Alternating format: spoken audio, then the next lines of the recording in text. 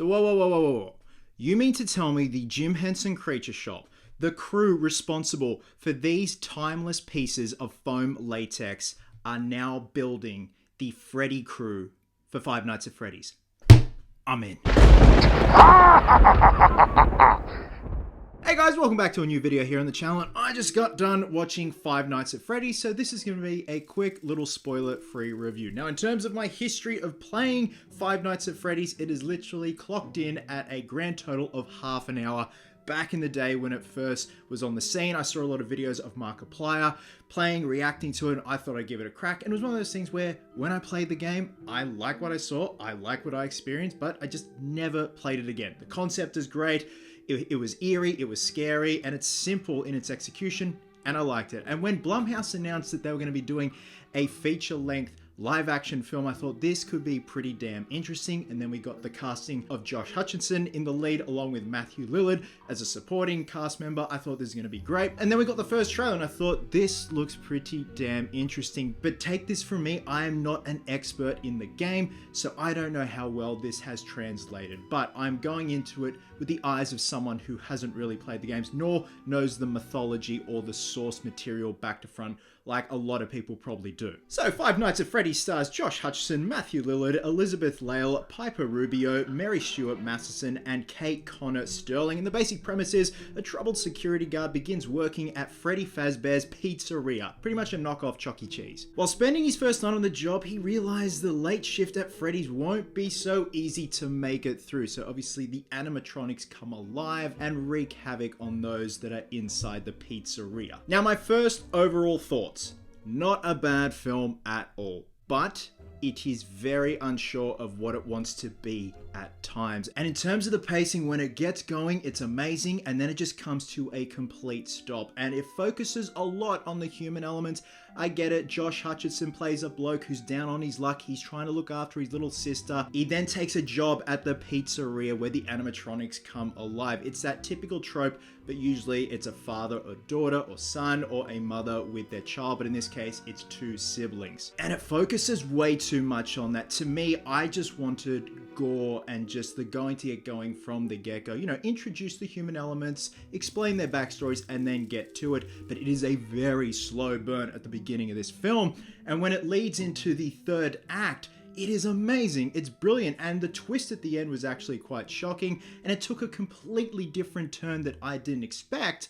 But I was thinking, mate, where the hell were you 45 minutes ago? Now, of course, I got to talk about the beautiful animatronics by the Jim Henson Creature Shop. The fact that Jim Henson did the original TMNT costumes from the 1990 live-action film, followed by Secret of the Ooze, that's why I wanted to watch this. One of the reasons anyway. And the animatronics are absolutely beautiful. From comparing what their source material was from the games, they've done an incredible job, and they definitely are the highlight of the film for me. Some elements looked CGI, but apparently they used next to no CGI, especially when it comes to the eyes. I would love to see a full-blown documentary on how they did the armatures, the servos, the mechanics, the engineering, and then the exteriors, and even the performers inside the suits, what they had to go through. It's absolutely incredible, and they complement the production design really well. Perfect segue, the production design.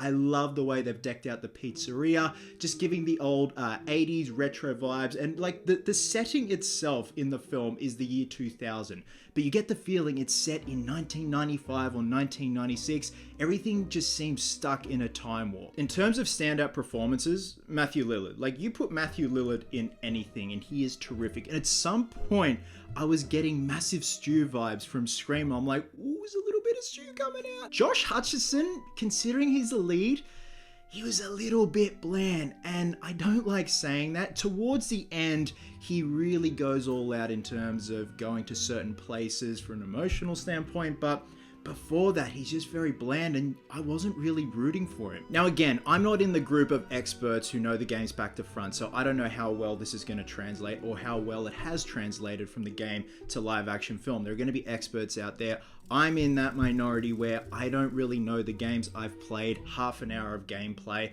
but to me, I really did enjoy it, but it was more or less in the third act. I got some amazing Goosebumps vibes, Stranger Things vibes, but with a bit more gore injected into it.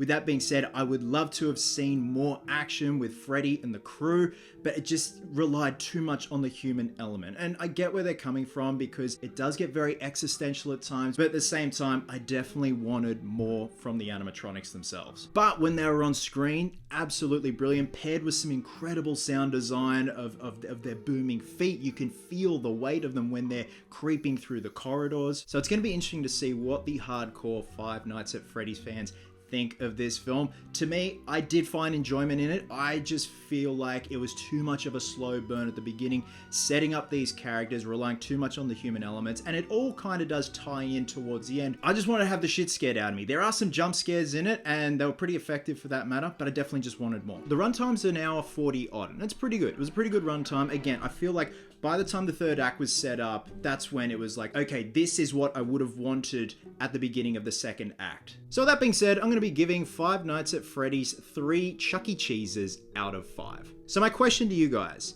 did this film do the game justice? For those out there who are hardcore FNAF, is that what the kids say these days? Five Nights at Freddy's fans, did this movie do it justice? I really hope it did, because translating a video game into live action is usually the hardest thing you will ever do. And I really hope fans of the games out there are satisfied. I was satisfied somewhat. Like, don't get me wrong, I definitely did find some enjoyment in it, but at the same time, I would have loved some more carnage. There ain't nothing wrong with that. Love you guts, and I'll catch you in the next one.